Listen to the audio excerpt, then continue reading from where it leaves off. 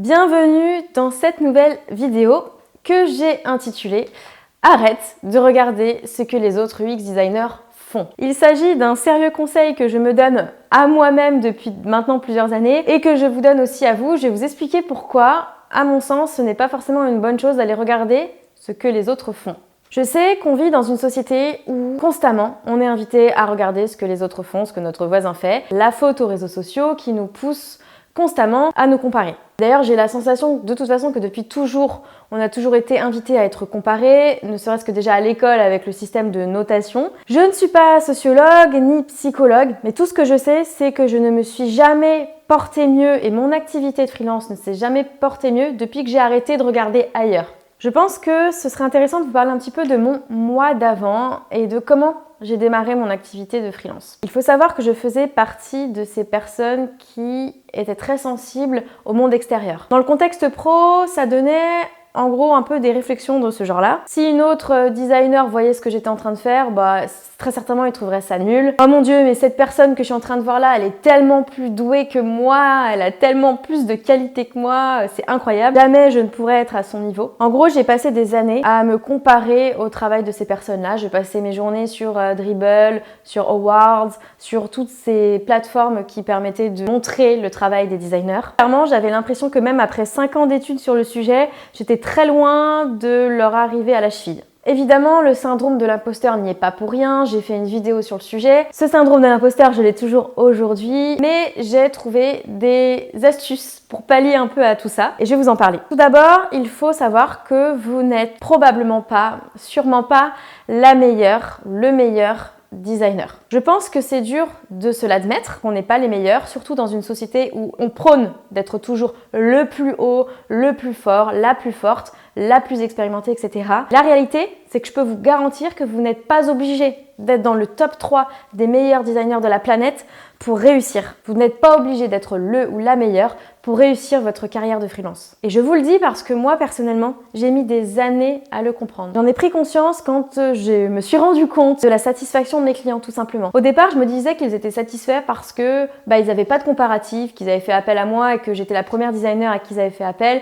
et que du coup, ils n'étaient pas vraiment contents ou ils étaient contents par défaut. Sauf qu'il y a un moment donné, il faut bien se rendre à l'évidence que ce n'est pas le sujet, que mes clients connaissaient aussi d'autres designers, qu'ils avaient aussi fait appel à d'autres personnes.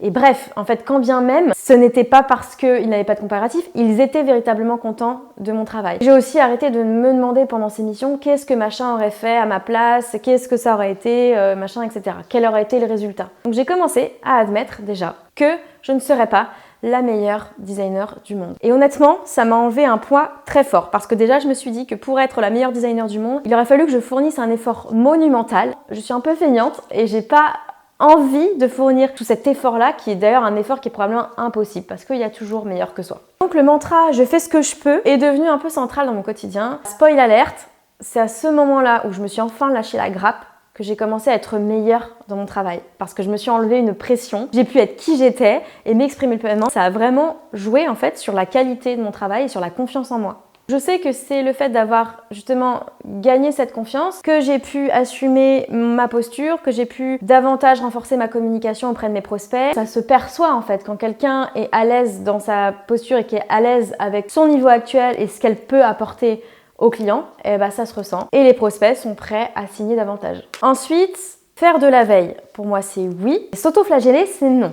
Je vais vous expliquer la différence que je fais avec les deux. Mon principal problème, c'est que je ne faisais pas de la veille par envie de m'améliorer ou par envie d'en apprendre plus sur le sujet. Je m'apercevais que finalement, j'étais dans la veille pour me comparer, dans la veille pour me prouver que ah oui, tu vois, là, il y a vraiment meilleur que toi, c'est sûr que c'était pas au niveau, etc. Donc c'était un peu pour m'auto-flageller plutôt que pour faire une veille active. À ce titre, j'ai d'ailleurs une amie qui est UX designer freelance et qui fait de la veille vraiment le centre dans son activité. C'est sa passion de faire la veille. Elle fait de la veille incroyablement bien, elle a mis en place plein de systèmes de veille. Elle arrive à prendre cette substance pour en faire quelque chose pour elle.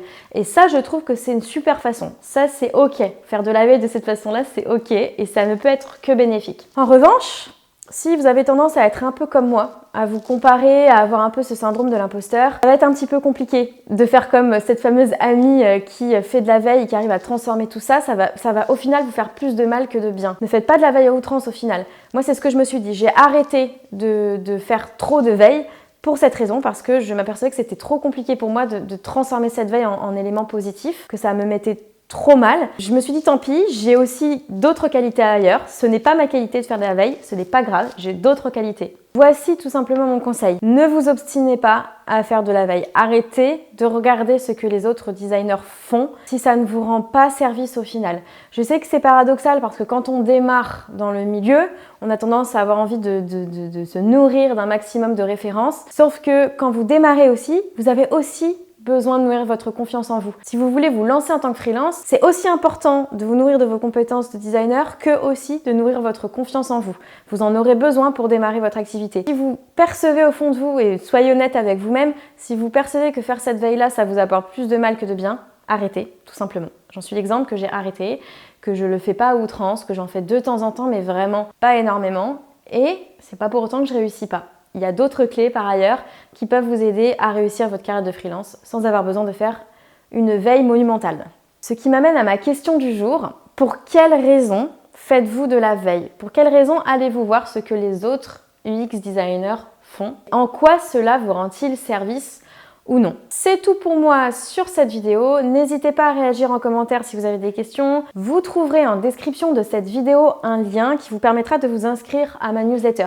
C'est une newsletter gratuite qui continue de vous donner des conseils pour lancer votre activité en toute sérénité et en toute confiance. Abonnez-vous, vous ne perdez rien. Vous pouvez aussi vous désinscrire à tout instant, à tout moment. Je vous souhaite une belle journée et je vous dis à très bientôt. Ciao!